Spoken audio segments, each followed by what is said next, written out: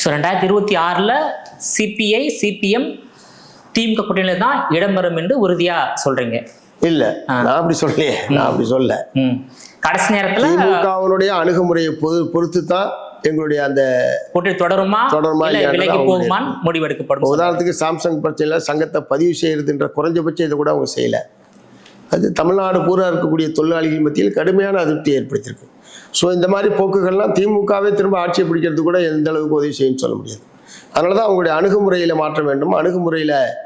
அணுகுமுறையை பொறுத்து முடிவுகள் இருக்கும் தான் நான் சொல்றேன். ஒருவேளை கூட்டணி மாறினாலும் மாறலாம் சிபிஐ சிபிஎம். அது அப்போதுதான் முடிவு செய்யணும். அது தேர்தல் நெருங்கும் நேரத்துல இல்லை, தேர்தல் நெருங்குற வரைக்கும் அதுக்காக வெயிட் பண்ண வேண்டியதில்லை. இந்த மாதிரியான இப்போ நான் பட்டியலிட்டல இந்த பிரச்சனைகள் எல்லாம் ஒரு மாறுதல் செய்வதற்கு அரசாங்கம் ரெடியா இருக்கு.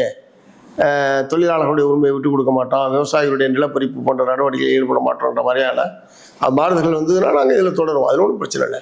இஷ்யூ பேஸ்டு தான்.